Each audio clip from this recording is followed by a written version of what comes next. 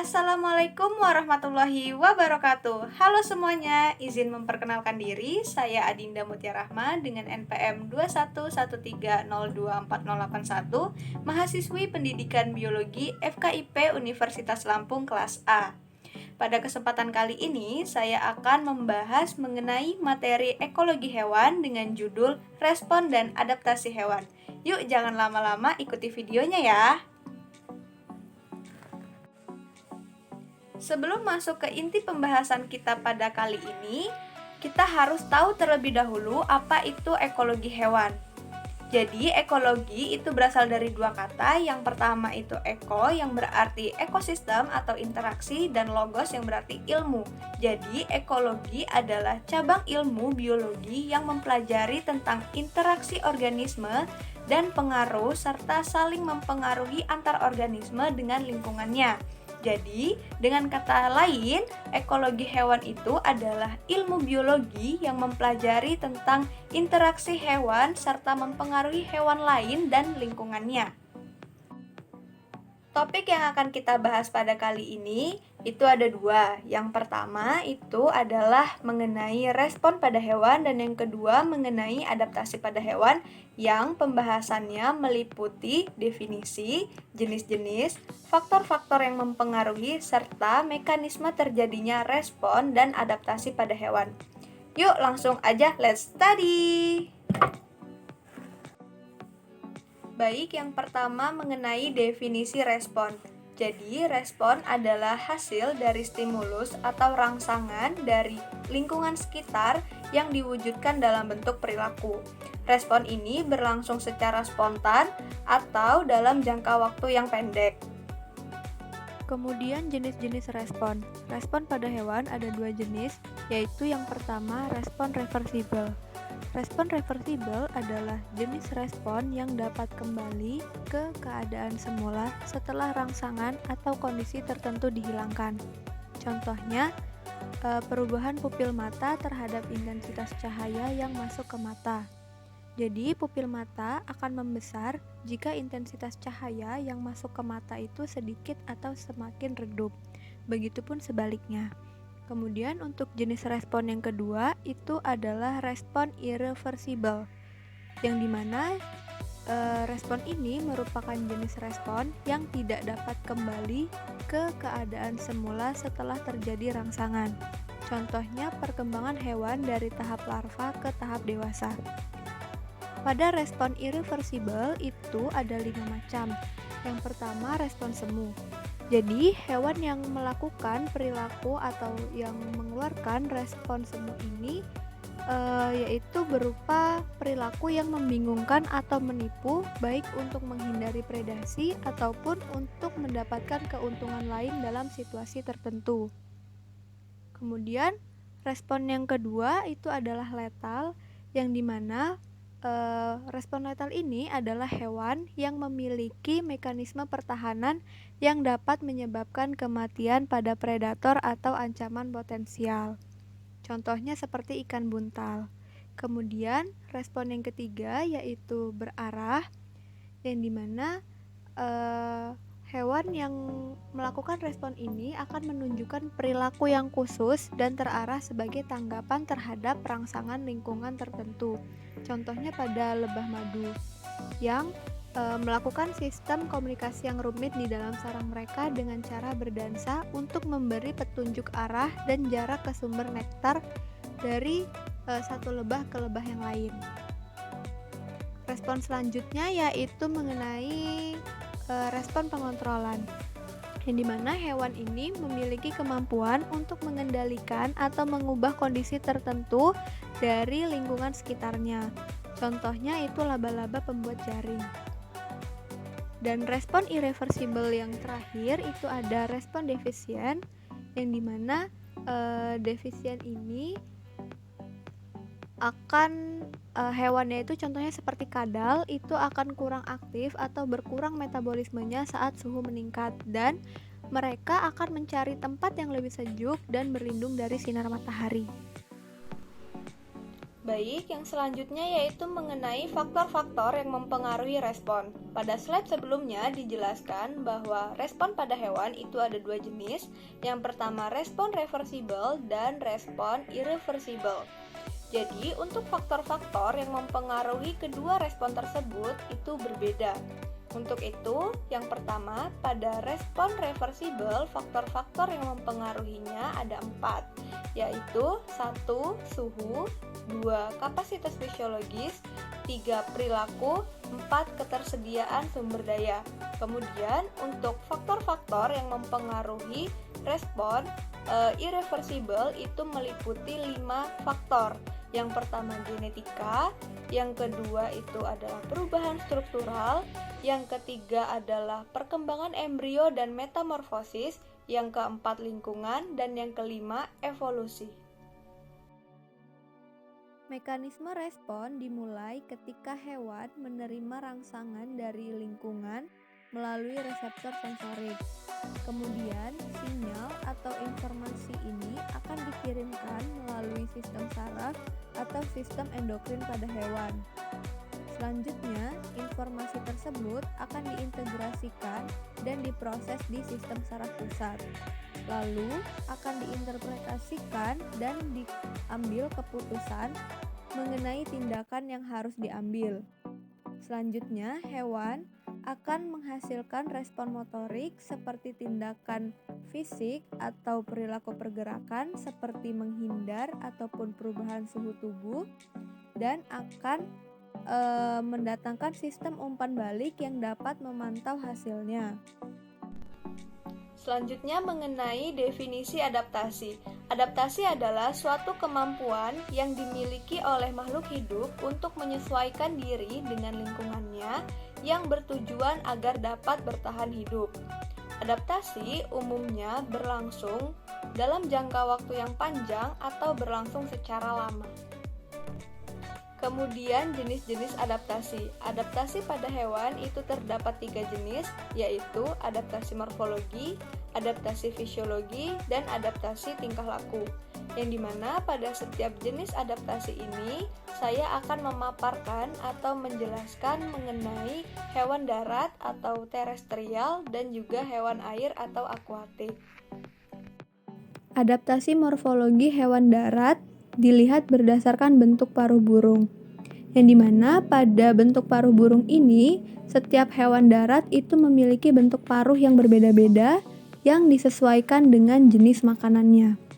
Untuk contoh yang pertama, itu ada itik dengan jenis makanan ikan dan cacing, yang itik ini memiliki paruh berpangkal, pangkalnya itu bergerigi yang berfungsi untuk menyaring makanan dari air dan lumpur. Kemudian ada elang yang jenis makanannya itu ular, ayam, dan kelinci, karena elang ini memiliki paruh yang tajam, kuat, runcing, dan sedikit membengkok untuk mengoyak makanan yang berupa daging.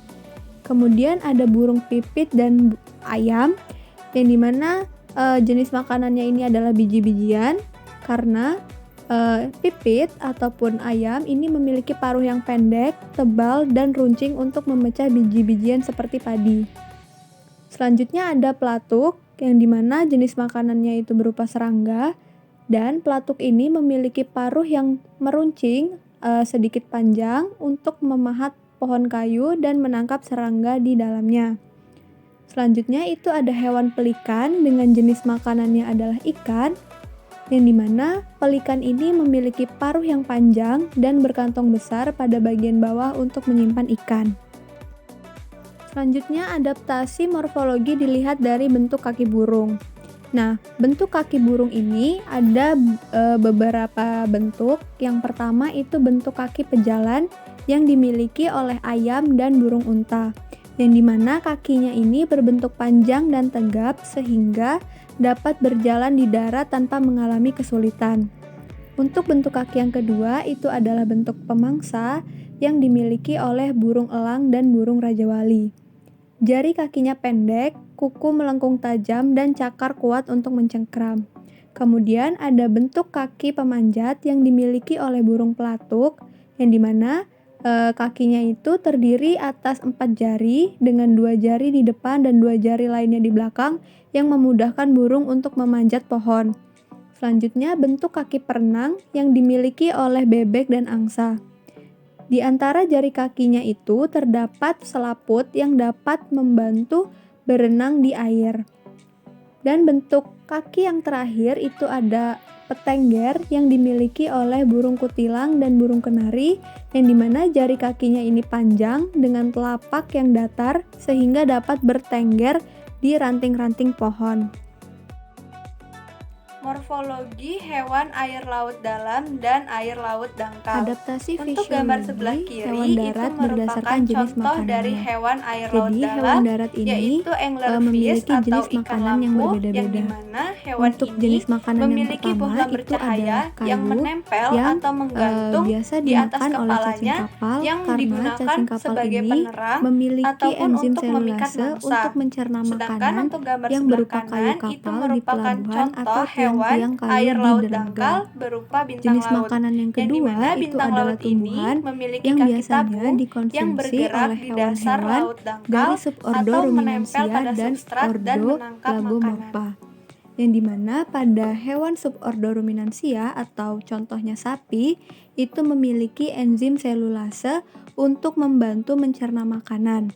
Selain itu, hewan ini juga memiliki 4 lambung, yaitu rumen, retikulum, omasum, dan abosum yang memiliki fungsi yang berbeda-beda sampai nantinya hasil dari pencernaan makanan ini akan dicerna lagi oleh enzim yang dimiliki oleh sapi itu sendiri. Kemudian untuk ordo Lagomorpha itu memiliki lambung sekum yang panjang yang berfungsi untuk memfermentasikan serat selulosa karena kelinci makanannya berupa tumbuhan. Untuk jenis makanan yang ketiga yaitu hewan-hewan berukuran kecil dari tubuh pemangsa. Contoh pemangsanya itu adalah ular, yang dimana ular ini memiliki rahang bagian atas dan bawah yang dapat dibuka lebar sehingga dapat menelan mangsanya yang memiliki ukuran lebih besar dari tubuh ular tersebut.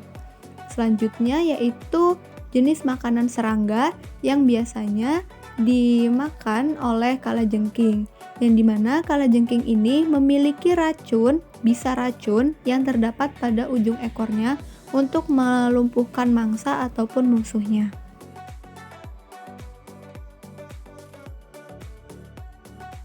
Adaptasi fisiologi pada hewan di air merupakan bentuk penyesuaian diri terhadap kondisi air. Contohnya yaitu proses osmosis yang dilakukan oleh ikan. Ikan-ikan yang hidup di air laut atau air asin akan mengeluarkan urin yang lebih pekat dibandingkan dengan ikan-ikan yang hidup di air tawar. Hal itu dikarenakan ikan air tawar memiliki kadar garam yang lebih tinggi di dalam tubuh mereka daripada lingkungannya, sehingga air akan dikeluarkan secara osmosis dan garam akan dikeluarkan secara difusi. Yang kita ketahui bahwa ikan merupakan kelompok vertebrata yang tergolong hewan ektoterm dengan perubahan suhu tubuh tergantung suhu lingkungan sekitarnya. Jadi, perbedaan suhu di berbagai tempat ini akan menyebabkan ikan beradaptasi dengan kisaran toleransi suhu yang beragam. Apabila suhu terlalu rendah, maka akan menyebabkan perubahan perilaku hewan. Suhu rendah akan mengakibatkan laju metabolisme ikan menjadi menurun dan akhirnya ikan akan mengalami pertumbuhan yang lambat. Ada beberapa contoh adaptasi tingkah laku pada hewan darat. Yang pertama itu pada bunglon. Jadi bunglon ini akan melakukan adaptasi berupa menghindari bahaya yang mengancam dengan melakukan mimikri, yaitu menyesuaikan warna kulit dengan warna tempat di mana ia berpijak. Selain itu, mimikri juga digunakan untuk menyamar ketika bunglon mencari makan. Contoh hewan yang kedua yaitu zebra. Zebra melakukan migrasi secara bersama-sama atau secara bergelombol dalam mencari tempat yang penuh dengan sumber makanan. Hal ini dilakukan untuk menghindari kontak dengan hewan lainnya dan bahaya yang mengancam. Dan contoh yang terakhir yaitu pada hewan lebah, yang dimana lebah ini melakukan tarian yang memberikan isyarat letak sumber makanan. Setelah lebah selesai melakukan tarian, dengan cepat lebah lainnya akan terbang menyerbu sumber makanan tersebut. Selanjutnya, contoh adaptasi tingkah laku pada hewan air atau akuatik. Yang pertama pada paus dan lumba-lumba. Paus dan lumba-lumba bernapas menggunakan paru-paru. Mereka akan naik ke permukaan air untuk menghirup oksigen sebanyak-banyaknya. Kemudian, oksigen yang mereka hirup itu akan disimpan dalam paru-paru dan digunakan sesuai kebutuhan di dalam air kira-kira hingga mencapai setengah jam. Untuk contoh hewan air yang kedua yaitu penguin, di mana penguin ini sering berkumpul secara bersama-sama, saling mendekatkan tubuh antara satu dengan yang lainnya untuk menghangatkan tubuh mereka satu sama lain. Selain itu, mereka juga saling memberi perlindungan dari bahaya hewan lainnya. Dan contoh yang ketiga yaitu penyu. Penyu memiliki cangkang keras di tubuhnya yang selalu dibawa kemanapun. Saat berhadapan dengan bahaya, mereka akan langsung menenggelamkan atau memasukkan kepala dan kaki mereka ke dalam cangkang tersebut.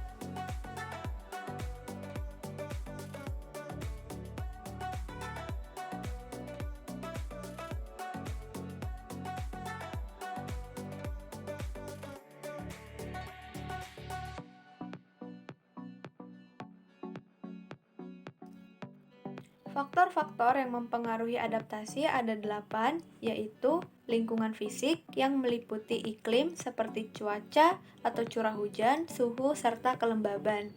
Kemudian untuk faktor yang kedua yaitu sumber daya, baik itu ketersediaan sumber daya makanan, air, tempat tinggal, atau sumber daya lainnya yang dapat mempengaruhi perilaku makan hewan dan perilaku pola pertahanan dari hewan tersebut. Selanjutnya yaitu ada faktor persaingan dan predator, yang dimana faktor ini mempengaruhi perilaku dan strategi kelangsungan hidup hewan.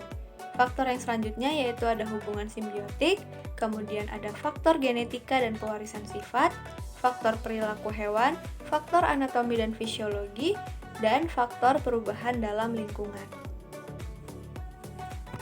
Mekanisme adaptasi. Biasanya hewan melakukan mekanisme adaptasi itu berupa mimikri.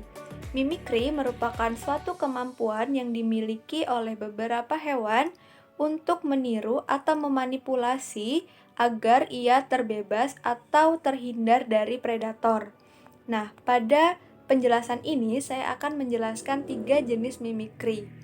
Yang pertama itu mimikri bunglon, yang dimana penyebab hewan seperti bunglon ini dapat berubah warna karena untuk menyesuaikan diri dengan lingkungannya atau untuk beradaptasi. Nah, perubahan warna ini dimulai ketika mata bunglon mengamati lingkungan sekitar, kemudian respon dari mata ini akan disampaikan ke otak dan otak akan menggerakkan otot-otot kromatopor sehingga merubah warna kulit bunglon menyerupai lingkungan sekitarnya. Mimikri Miller. Mimikri Miller adalah suatu bentuk mimikri yang dimiliki oleh hewan yang memiliki sifat beracun. Contohnya yaitu kupu-kupu pangeran yang meniru warna serta bentuk dari kupu-kupu raja sehingga predator akan menghindarinya karena predator menyangka bahwa kupu-kupu pangeran juga beracun. Mimikri agresif biasanya ditemukan pada beberapa spesies burung predator seperti burung elang dan burung hantu. Beberapa spesies burung tersebut memiliki kemampuan untuk meniru suara dari burung lain untuk mengecoh mangsa atau saingan mereka. Misalnya pada burung hantu jenis boreal itu akan meniru suara burung-burung kecil seperti burung murai untuk menarik dan memangsa burung tersebut.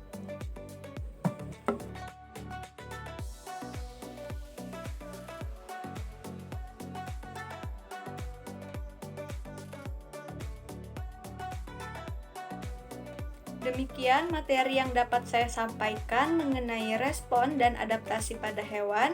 Kurang lebihnya saya mohon maaf. Saya akhiri. Wassalamualaikum warahmatullahi wabarakatuh. Sampai jumpa.